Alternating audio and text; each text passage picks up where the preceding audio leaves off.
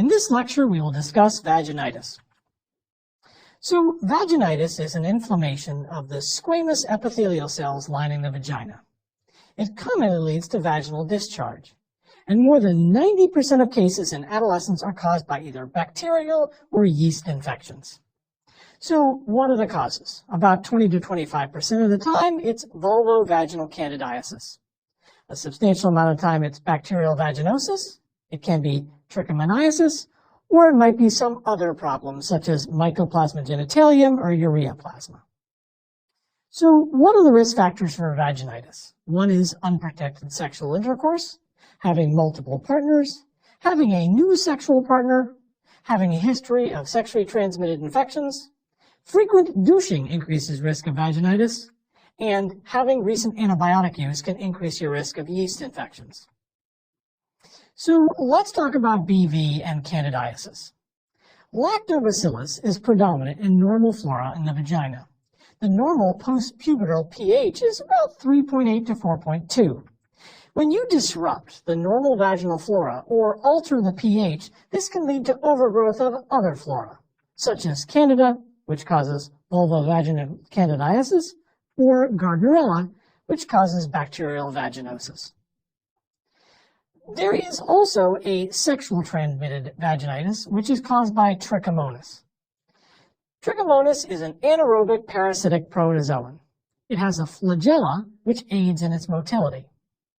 It can adhere to the vaginal epithelial cells, and which can lead to cellular damage and mucosal inflammation.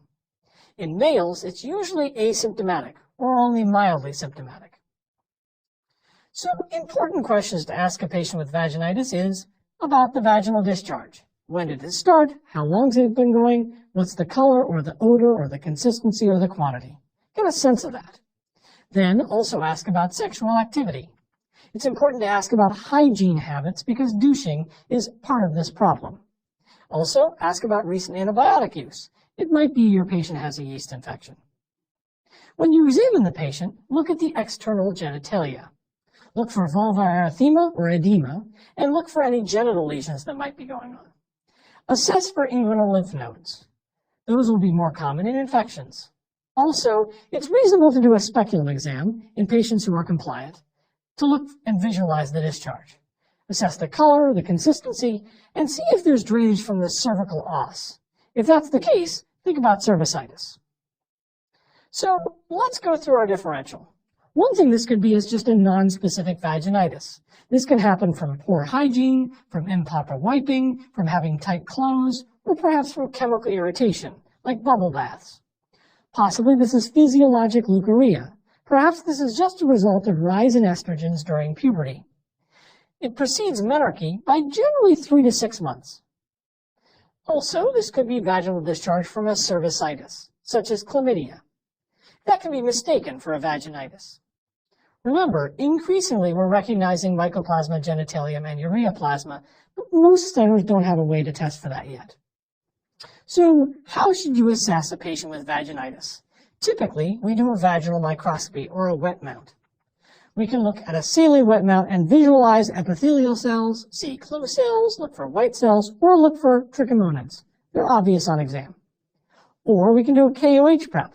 In this case, we can visualize hyphae consistent with a yeast infection. Additionally, it's reasonable to check the pH and make sure that the pH is within the normal range. But a culture is generally not needed for a diagnosis of vaginitis. Usually you can pick it up from one of these tests. Additionally, more and more, some centers are moving towards just molecular testing alone, without the microscopy. This can be done on a self-administered swab by the patient. So, how do we treat these patients? For vulvovaginal candidiasis, we typically do fluconazole, 150 milligrams by mouth, just one dose, and almost always they'll get better. For bacterial vaginosis, we may do metronidazole, 500 milligrams by mouth, twice a day for 7 days. Or alternatively, with fewer side effects, we can do a vaginal suppository of metronidazole. For trichomoniasis, we would give Flagyl, and there are some potential complications to vaginitis. One of them is preterm labor. So we want to avoid vaginitis in pregnant women. Additionally, It can cause a premature rupture of membranes or low birth weight in newborns, generally bad with pregnancy. Vaginitis also increases risk of sexually transmitted infections for complicated reasons. It could be something to do with the vaginal flora, or it could be the fact that these two things have the same risk of multiple partners. So how can we prevent vaginitis? Well, we should promote condom use.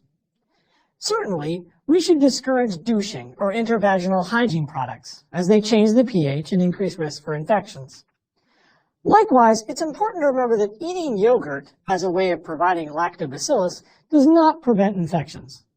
There's not that much lactobacillus in yogurt, and it's not getting into the right place. Lastly, we should certainly address hygiene issues, general hygiene issues, as well as the douching issue. So that's my review of vaginitis in adolescent girls.